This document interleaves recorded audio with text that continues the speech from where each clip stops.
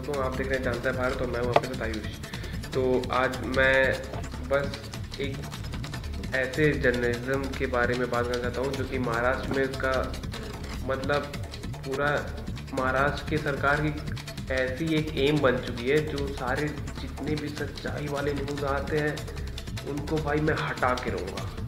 क्योंकि आज के दिन ये हो रहा है अर्नब गोस्वामी जी के साथ।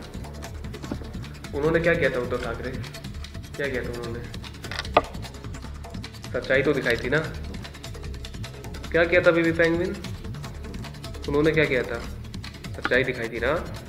तो बोलो फिर, सच्चाई दिखाई थी तो उसमें तुम लोगों को क्यों इतनी दिक्कत हो रही है? क्यों इतने केस उठा के जो डिस्क्लोज पड़े हुए हैं वो सब ला रहे हो सामने यार? हाँ, उद्धव ठाकरे तुम जब चीफ मिनिस्टर बने थे महाराष्ट्र के तो तुमने शपथ ली थी, मराठी में ली थी। मुझे नहीं पता उसमें क्या क्या तुमने बोला, लेकिन एक स्पीच टाइप का तुमने पढ़ा तो था ना। उसमें क्या करेगा था वो तुम भी जानते हो, ठीक है, और पूरी जनता भी जानती है। तो तुमने प्रार्थना भी किया कि हाँ मैं आप सबके लिए ये सब जितने सही चीज़ें रहेंगी आपके लिए सब मैं करूँगा, और तुमने शपथ लिया। बोलो हाँ, हाँ लिया ना। तो फिर ये क्या है उद्धव ठाकरे जी, बेबी पेंगुइन, क्या है ये? ओ परमवीर सिंह, तो तुम किनारे हटी जाओ। क्या क्या झूठे केस बना रहे थे अर्नब जी के ऊपर? क्या क्या झूठे केस बना रहे थे? आप लोग बस इतना जान लीजिए, अब आपकी सर कांग्रेस तो सत्ता में जल्दी आता है नहीं। एक बस वो थोड़ा एक बार लहर था, ये लोग अब सोचा चाह रहे थे कि हाँ उद्धव ठाकरे जी क्या परफॉर्मेंस ला के देखते हैं। तो बस वो परफॉर्मेंस आपके सामने, रिजल्ट भी आपके सामने, आप अगले वोटिंग्स का है। तो आपसे मैं बस इतना कह दूं उद्धव ठाकरे जी, सच्चाई कभी आप छुपा नहीं पाएंगे, सुशांत केस की भी नहीं छुपा पाएंगे, ठीक है। अब वो अलग बात है, खरीद लेते हैं आप। आज तक तो बिका हुआ चैनल है, आपको पता है। अपना चैनल होगा ना आपका, और भी कई सारे आपके ही चैनल होंगे।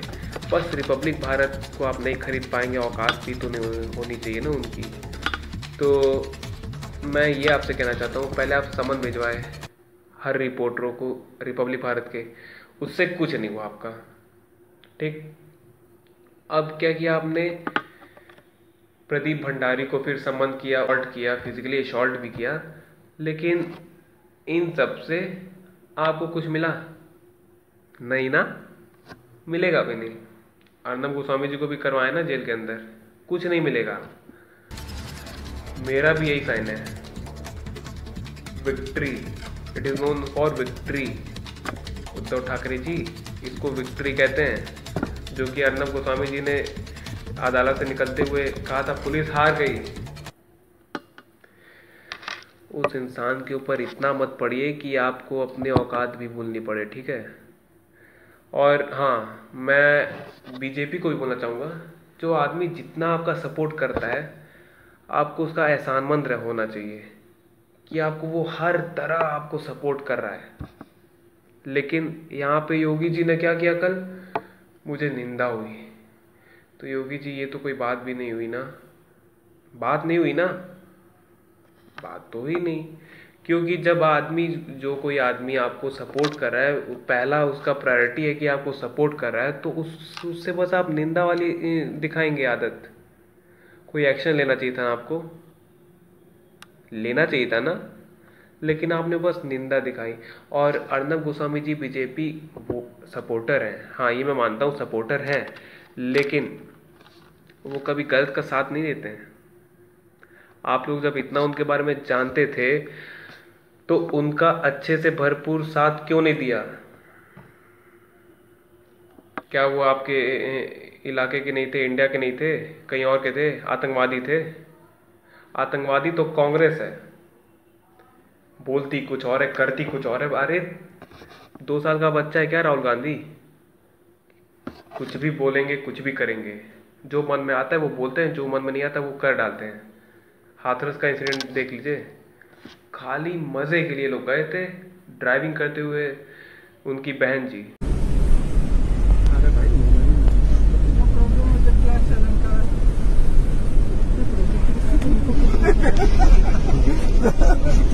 इससे क्या मिला? आप लोग गए थे उनके साथ चिंता जताने की, मटर गश्ती।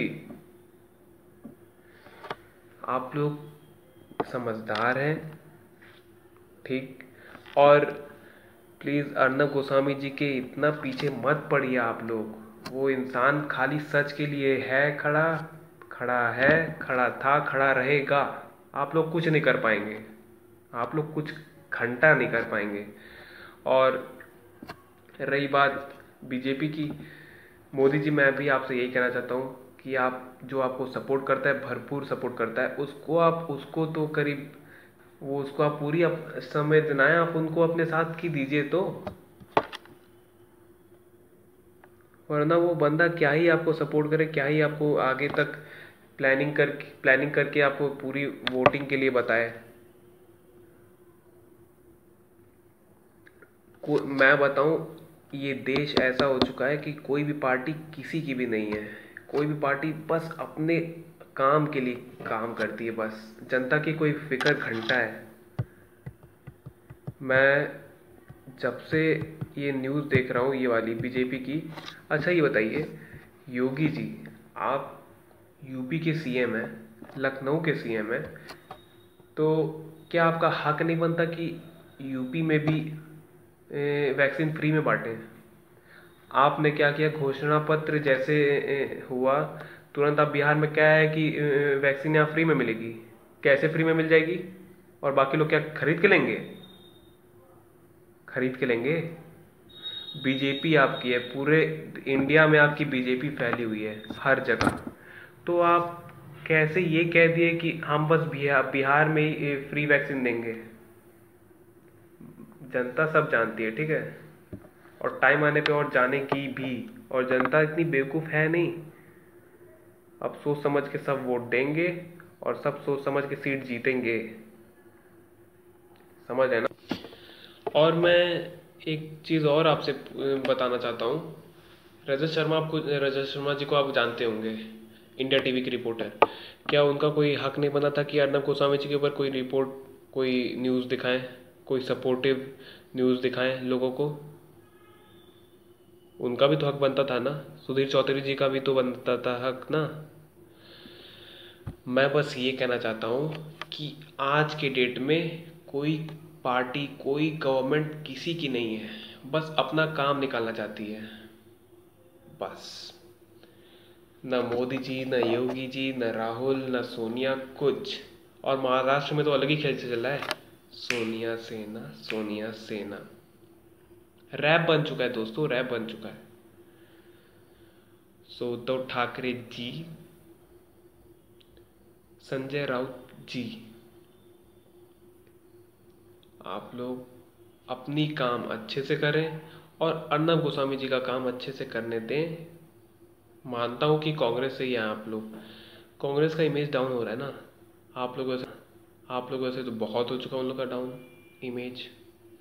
सो इमेज को थोड़ा ऊपर करने की कोशिश करिए, औकात दिखाने की नहीं, अपनी, ठीक है। जनता समझदार है, थी, रहेगी। आप लोग के नज़र में आप लोग खुद बेवकूफ़ हैं, ठीक। चलिए, मैं आपसे फिर कभी मिलूँगा और ऐसी सच्चाई के साथ मिलूँगा। और मैं हमेशा सपोर्टर हूँ हर सच्चाई का। We stand with Arnab Goswami.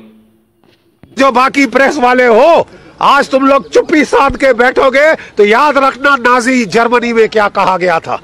याद है कि जब मेरे पड़ोसी पे हमला हुआ तो मैं चुप रहा कि अरे मेरे पे थोड़ी ना हुआ ऐसा। अबे कल तुम जेल में होगे, क्योंकि मजाक है। भारत के लोग नाली के कीड़े हैं, गली के कुत्ते हैं, जो मर्जी चाहे मरवा दे, कुछ भी कर दे, जेल में डाले, पीट दे, ये कर दे। क्या है साहब ये? कोई लड़ाई का मैदान नहीं जहां मैं लड़ा नहीं हूं, जहां मेरे दाएं, मेरे बाएं लोग नहीं मरे। तुम क्या समझते हो? तुम फौजी को डराओगे?